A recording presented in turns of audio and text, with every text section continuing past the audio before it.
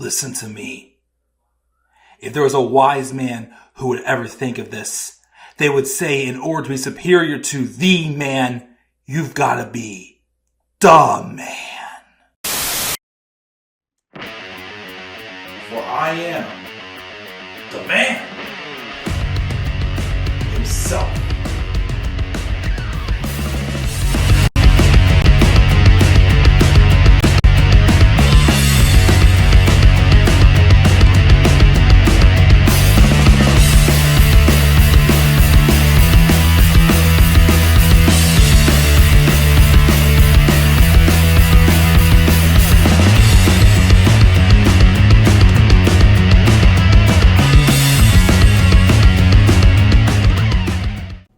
Hello all, and how you guys all doing tonight?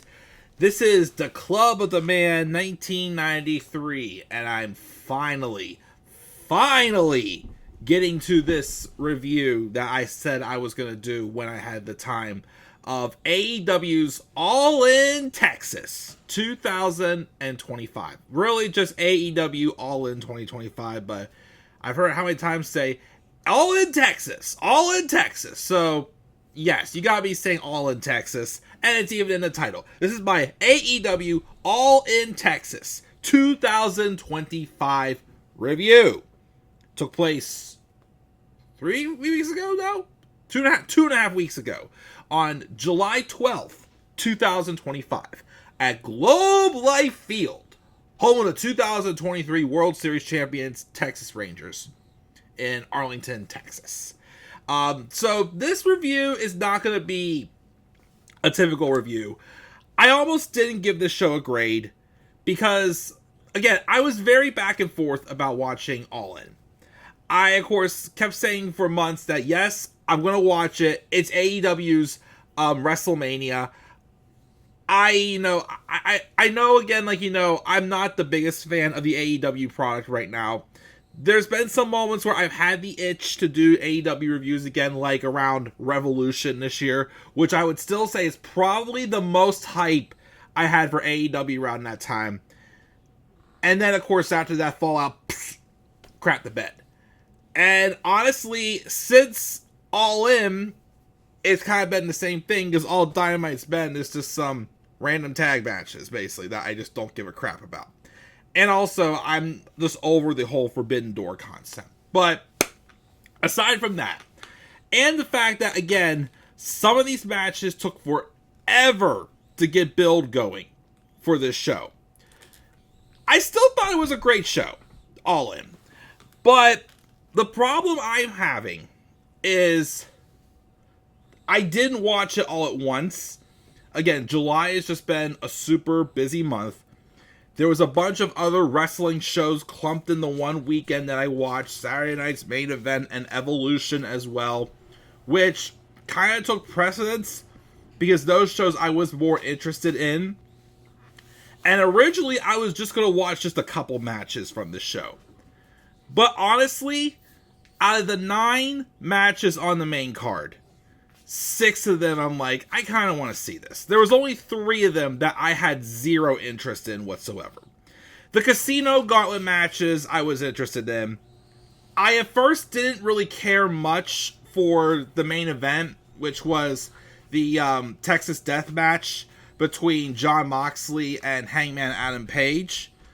But when they added the stipulation of the Texas Death Match, even though they probably just did that to, repeat their Texas Death Match from AEW Revolution 2023, and spoiler alert, besides, of course, the interferences, that's basically what it was. Still awesome, but that kind of saved it, which, again, I'll talk about that as well. I think the 2 matches I was probably hyped the most for was the unification match between Okada and Omega, even though I still hate the fact they're just calling it just the AEW Unified Championship. Very lazy, of course. You could have given it a little bit more of a unique name, just saying. The Women's Championship match, I was 50-50 about. Because of the fact that I thought it was predictable. And I don't know, again, it's just, it wasn't one, I wouldn't say it was one of the 3 I was not interested in, but I had somewhat of an interest in it. But the two I definitely had the most interest in going in the show for sure was Okada and Omega, and the tag match with Swerve and Ospreay and the Young Bucks. If I really had to pick match of the night, honestly, it's kind of tough. Maybe that main event. I would probably give it to the main event, to be honest. Because Swerve and Ospreay versus the Young Bucks was a good match. I feel like it didn't quite hit the high note that I would have expected out of a Will Ospreay match. Like, I would probably give it like an A- or an A instead of like an A+ for that match. But yeah, and then of course, we'll talk about this. But like I said, the main problem I had with this show, and usually I don't let this affect the show, which I'm really not going to base my grade off of that. Again, maybe I would have given it a better grade if I would have watched it all at once. But again, it was just too long. Too long. It was the main card itself. 9 matches, 6 hours. Looking at my phone, looking at the match times, there were 3 matches on this card that went over 30 minutes. One of them definitely didn't need to do 30 minutes. Heck, there's one match that felt longer than it was, and there was another match that didn't feel as long as it was. But let me see here. There was 1, 2, 3, 4, 5. 5 of the matches on the main cards went over 25 minutes. And then if you also want to count the women's title match, because that went 24 minutes, 6. Because that was like went over 20. But like the triple threat tag title match was 18 minutes and 40 seconds. Let me see what else we got. The TNT title match was 15 minutes. The opener was 14 minutes, and I think that was, yeah. And another thing too with the show too, what made the show so long, so many special entrances. Like, don't get me wrong, they're cool. It was overdone on this show. Way too many special entrances, and they went too long. Especially the Young Bucks entrance. Yes, they're the EVPs. Well, were, now they no longer are. Yes, I get they did to get the heat, but there was no need for that entrance to be like, 20 minutes long? That match was a match that didn't feel as long as I thought it was. That match was 25 minutes and 50 seconds. The entrances were almost as long as the match. Just saying. But yeah, let's just talk about this and go through this quickly. Like I said, overall, if I could give it a grade, my honest grade, I give it a B+. It was a great show. Not a ton of like monumental moments, I'm being honest. Great matches, but nothing that I really consider like a match of the year. Like, definitely not the strongest All In I've seen. Was it still a great show? Great. Yeah, again, I enjoyed it. There wasn't a bad match on the show, but again, it's just, I'm not as invested as I was. But I'm still going to talk about the matches. I'm not going to really go in particular order of how the matches went. I'm more so just going to talk about, I'll start off with the 3 matches that I just really didn't care about. The 3 that I honestly, if I wasn't watching 6 to 9 matches, I would have just skipped over. Which will also, I'm not going to talk about the pre-show. I didn't watch the pre-show, but to read those results really quickly, the 3 matches on there were the Sons of Texas, which is Dustin Rhodes, Marshall Von Erich, Ross Von Erich, and Sammy Guevara, taking on the Shane Taylor promotion. Shane Taylor, Lee Moriarty, Charlie Bravo, and Captain Sean Dean. And Sons of Texas won that. Big Boom AJ and the Conglomeration, that's still a thing. They defeated the Don Callis family's jobbers of Lance Archer, Rocky Romero, Hechicero, and Trent Beretta. Yes, I call them the Don Callis jobbers. And then also FTR defeated the Outrunners in a 16-minute tag match on the pre-show. On the main show, the opener was the Ops versus the Death Riders. Again, that's Katsuyori Shibata, Samoa Joe, and Powerhouse Hobbs. They defended against Death Riders, Claudio Castagnoli, Wheeler Yuta, and I guess Pac is hurt again, so Gabe Kidd replaced him. First time I seen Gabe Kidd wrestle, and again, like, you know, match was fine, honestly, but I didn't care. And the reason why, it's not the talent. I love all the talent involved. It's just that I don't care about these trios tag titles. I don't. They're pointless. They're just props. Like, when they first brought them in with, like, the Elite, Undisputed Era, or Undisputed Kingdom, whatever you called them, Death Triangle, House of Black, several other, like, established stables, like, Inner Circle, if you want to go that far, The Pinnacle, I don't know, you name others. They were legitimately legit. Now it's like they're just props. They're barely defended, and I don't care about them. The Ops did retain. They're not really, though, digging into Hook being upset because he got replaced because he was injured or whatnot, but whatever. Again, like I said, like all the talent involved, just don't care about those trios tag titles. The TNT Championship match. So, this was a match that, again, I didn't really care for the match, but I did care about the moment. But first, we do got to mention that Adam Cole did make a choice. I guess he got hurt in a match against Kyle Fletcher recently on Collision, which is the reason why I didn't really care for it, because I don't watch Collision. And Adam Cole chose to take time off, because I guess he got another concussion. And it sounds pretty bad. Adam Cole's been dealing with some concussion issues since he came to AEW. He may never wrestle again, which, if that's the case, that's very sad for sure. Because AEW just really seemed like a place for him, with his relationship with Kenny and the Young Bucks and the Elite and all that. It just felt like if Triple H was in charge when he was getting ready to go up to the main roster, I would have liked to have seen Adam Cole in the Undisputed Era stay in WWE. But AEW, just when it was at its hottest, felt like the right spot for Adam Cole. And unfortunately, his injuries have really just hampered that. Will he ever wrestle again? He may not. I don't know. But I do wish the best for him. Again, he made the right call stepping away from this, and he relinquished the title.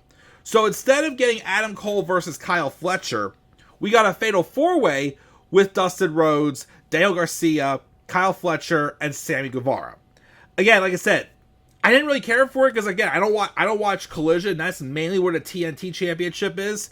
But I am happy for Dustin Rhodes. Dustin Rhodes won the match in his home state of Texas. And has he ever won a singles title before, ever? I can't remember if he did win any singles titles in WWE. Didn't he win the IC title? I can't remember if he won any singles titles. But this is a moment where it's like, you know, you give a veteran their flowers and their respect they deserve. In their home state as well. And I think, again, like I said, the match was fine. Wasn't really that interested in it. But the moment for Dustin Rhodes, I thought was a blessing. So that I will give us for that. And then the other match that I didn't really care about was that triple threat match for the World Tag Team Championships. The Hurt Syndicate versus Jet Speed and the Patriarchy. Again, I just don't care. The tag team divisions in wrestling right now are just very flat. And you got the Hurt Syndicate, who I enjoy, but does anybody feel like they've been hampered a little bit since Cedric didn't go to AEW and he went to TNA instead? Because now, well, they have MJF with them. Which, spoiler alert, MJF won the Casino Battle Royale. We'll get to that in a second. This doesn't feel like his spot. Like MJF being in the Hurt Syndicate just feels off. Like, who are you going to turn face from this? The Hurt Syndicate because they're cool? But then again, it's going to be two massive giants beating down like an easily hateable heel. Like, it doesn't make sense. And then, what, is MJF going to like turn on two big men that could just squash him? I don't know. And then also the thing too is, now that Cedric's not coming, is the Hurt Syndicate now just a tag team? Because I thought the whole point of them going to AEW was to be a main event attraction. Now it's like they're stuck in the same spot. But then we have Jet Speed, which has Speedball Mike Bailey and Kevin Knight, who are both good talents that I'm still getting to know. But you can tell, especially Kevin Knight, that he's a Tony Khan favorite. So he kind of feels a little bit shoved in your face, just a little bit. But you knew Jet Speed wasn't going to stand a chance at the Hurt Syndicate. And the Patriarchy was just thrown in there as well.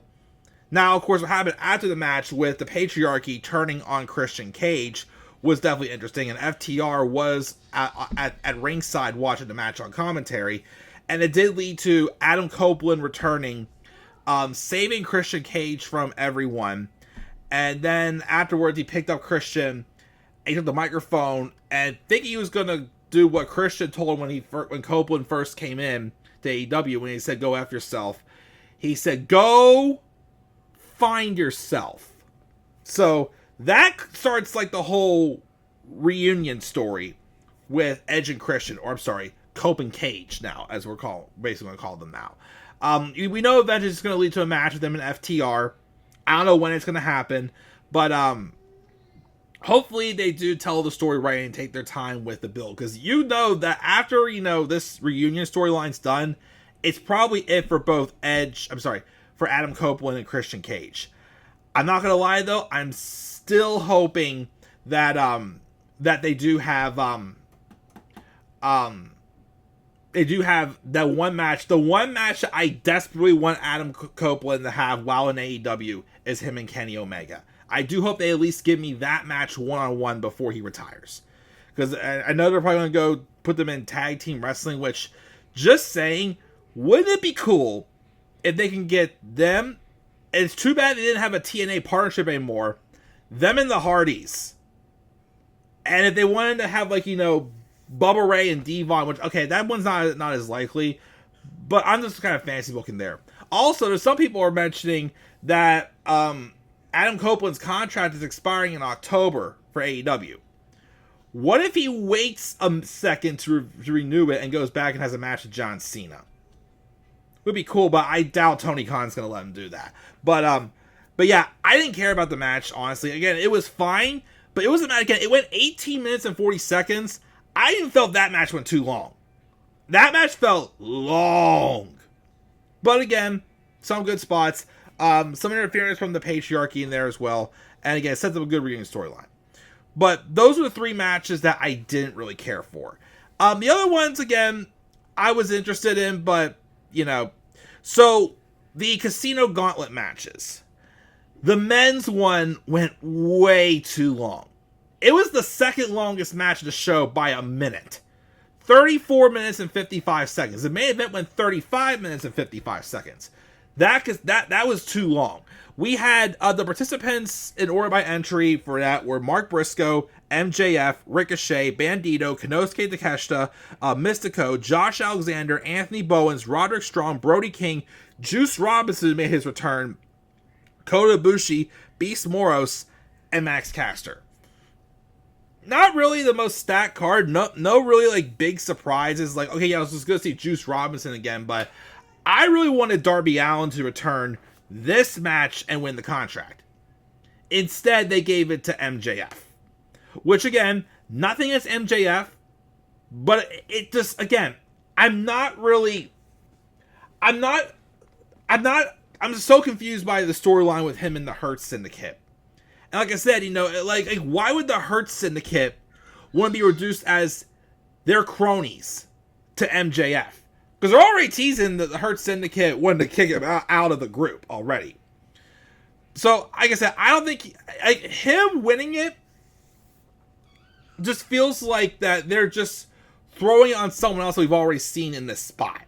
I'm not saying that MJF can't be a world champion again. It's just he's going to fight Hangman Adam Page again. Which, don't get me wrong, they had a great match when they did have a match at Revolution. But it's is there really a story there right now to really dig into that, So, like I said, it just felt a little lazy putting it on MJF. And again, the match too long. The women's Casino Gauntlet match, which was mainly based around Chris Statlander and Megan Bayne. They were the first two who started. They were basically the ones who led the chase. But we also had Willow Nightingale, Ty Mello, Tekla, wherever the heck that spider person's name is, Julia Hart, Queen Aminata, Mina Shirakawa, Athena, Thunder Rosa. What the heck happened with Thunder Rosa? Why is it ever since she got brought back from her long-term injury, she is nowhere on the level she was before she went away? I don't know why they're not making her feel like that main event attraction like she used to.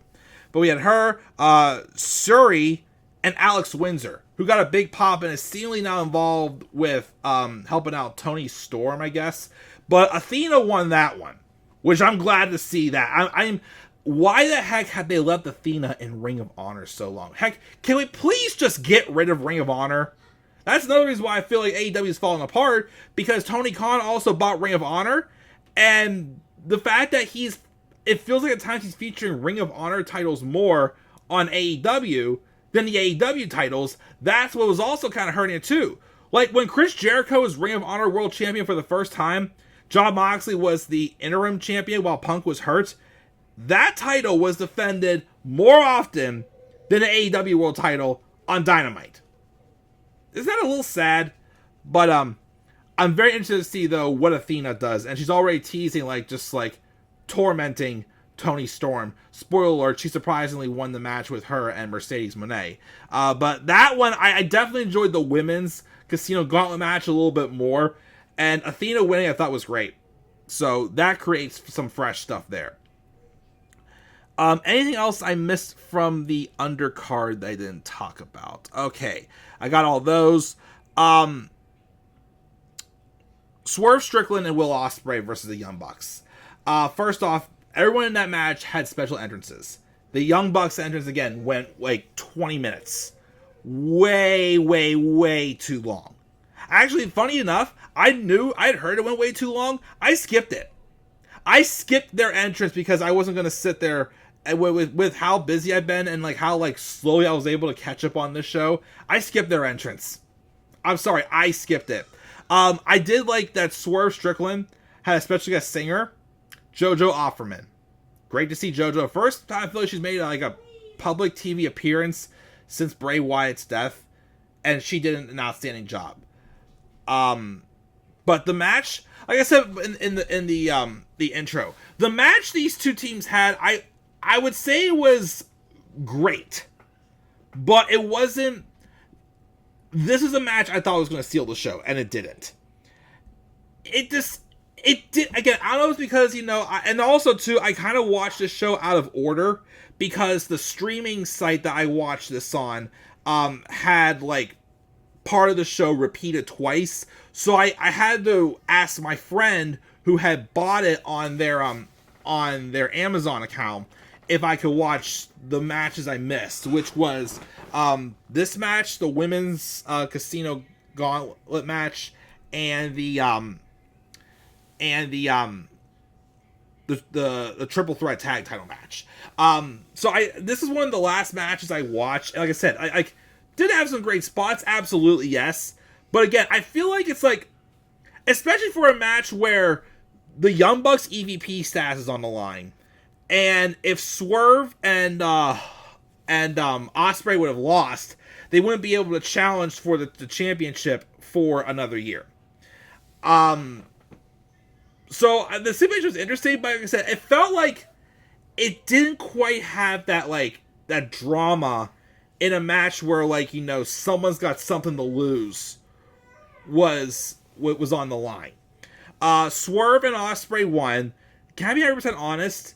Although I'm just glad that the Young Bucks aren't EVPs anymore, well, storyline wise that is, even though it seems like they're just going to throw them with the Don Callis family, which feels super lazy if I'm being honest, because again, the Don Callis family, let's just face it, hasn't become as big of a hit as it should have been when it first started.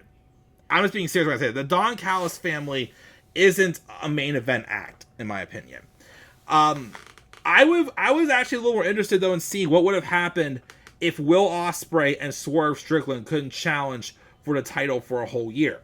I think that would have turned Swerve heel, because he obviously probably would have been upset with Ospreay for having him kind of help with what was going on with Hangman Adam Page. Or some people say this too: what if they would have had Will Ospreay win instead, and have Ospreay versus Moxley, and have Hangman team in with Swerve take on the Young Bucks? But just my opinion, like I said, I would probably give it an A-. So I gave it the grade for that match. Like I said, it was awesome in the ring, but it was just missing that little bit more drama that I wanted for the match. But still a great match though. All right. And then we have the 3 main event matches, which, going back to whenever Vince McMahon used to say, oh, there's 4 main events, there's 2 main events. It's like, no, there's only 1 main event, 1 match that goes on last, with the 3 main event matches. The first one, again, was Timeless Toni Storm taking on Mercedes Mone for the AEW Women's Championship. Again, this was the match, like, I was 50-50 about watching it, but I did. Again, I don't know what it is. I don't know if it's just because, I've kind of gained a little bit of a sour taste for Mercedes Mone. In terms where it's like, then again, she's being the heel. But I feel like, how do I describe it? Like, she's stuck up with insane ways where it's just like, I don't know how to say it. It's just like something about, like, her just bugs me. Like, in-ring talent, absolutely awesome. But I feel like it's like, she's gained a little bit more of a swelled head since she's kind of got what she wants now. If that's, I guess, the best way to explain it. Which, that's probably a lot more talent than it seems. But hers is a little more obvious. So I don't know if it's that, or the fact that I would have rather had her have this match without the TBS title and give someone else a chance. Or, like, like I said, they could have done, even though they fought before, Jamie Hayter and Toni Storm, with Jamie getting her women's title back. But I don't know what they have in mind for Jamie Hayter right now, if I'm being honest. I don't know what really the whole idea is for her right now, but, whatever. But the match was still good. The only thing I will say that bothered me was I felt like they were just way overdoing it towards the end with kicking out of the finishers. Like, it got that crazy that it felt like they were literally just, like, grabbing each other, hitting it with their finishers, like, didn't work this time, but it'll work this time. No, it'll work this time. No, it'll work this time. After a while, it's kind of like, okay, just wrap this up a little bit. But again, just could have been me being picky, but, like, I just thought that the finishers were overdone. But Toni Storm surprisingly won. I'm very surprised they didn't put the belt on Mercedes. I don't know if they thought because it was going to be too obvious or what it was, but I'm very surprised Mercedes didn't get the belt here. I really thought she was going to, but she didn't. We'll see, of course, because I don't think she's been on TV since she dropped the championship for the past 2 weeks. I mean, since she lost this match, although she won another belt, she's 8 belts Mone right now, but we'll see. Like I said, I don't know where they're going to go next with her. But it looks like Toni Storm is dealing with, of course, Athena on her tail, which could be interesting, of course, as well. But maybe because Athena's a heel, they went with Toni. I don't know. But we'll see where that goes. Kazuchika, Okada, and Kenny Omega. I wish they wouldn't have thrown the Don Callis family in this storyline. Yes, I get it. There's a history with Don Callis and Kenny Omega. But to me, it's like, didn't you kind of like put that to bed when Kenny Omega beat Konosuke Takeshita earlier this year for the International Championship? Just saying. So that felt like a little overdone. Like this is the match that should have just been two greats are reuniting in an old rivalry, are going to fight each other. That's really all it should have been. It didn't have to add on this other drama and then Kenny getting busted open wherever it was. Watching this match, though, although it was definitely better than the match at WrestleMania 34. I felt like I was watching AJ Styles and Shinsuke Nakamura, where it's like, okay, they're hyped up, they've had classic matches in Japan, but then their match gets Americanized, and it's still fine. Well, okay, AJ and Shinsuke was just fine. That match was a B-level match. This was still like an A- type match, but again, it was like, it's Americanized. Like, they definitely couldn't do some things that they were doing over in New Japan. And keep in mind also, these two hadn't wrestled each other in like, 7 or 8 years? They're like in their late 30s, early 40s now. So they're probably not going to be putting it on as great a performance as they were back then as well. But for what they could work with, it was still a good match. Takeshita did win. He is the AEW Unified Champion. And I hate that because it sounds like it's supposed to be something like bigger than the world title, but it's not. It's just 2 mid-card titles. And I still don't get why the Continental Championship had to be a thing. Like, why couldn't they just have, like... And then they defend it other times, but it's like, what's the point if it's really just a tournament trophy, basically? So, I don't know. But Okada won that match. And then we had the main event, which was Jon Moxley and Hangman Adam Page, Texas Death Match for the World Championship. As I said before, this was basically their AEW Revolution match done all over again, which was a great match, and this was great too. Again, the big problem I've had with the Death Riders, besides the fact that, again, there was not another layer to their storyline, which is why it flubbed, because we all were expecting this to bring in Shane McMahon, but it didn't. But Jon Moxley was wrestling these, like, regular one-on-one matches as, like, a lazy heel. And they were so boring, like him and Adam Copeland. I never got to see it, but apparently his match with Swerve at Dynasty was awful. I may watch it when I do my top 10 best and worst matches for 2025, by the way, to put that into consideration. But that one as well I heard was bad. This type of match, of course, with, the Texas Deathmatch situation is Jon Moxley's match.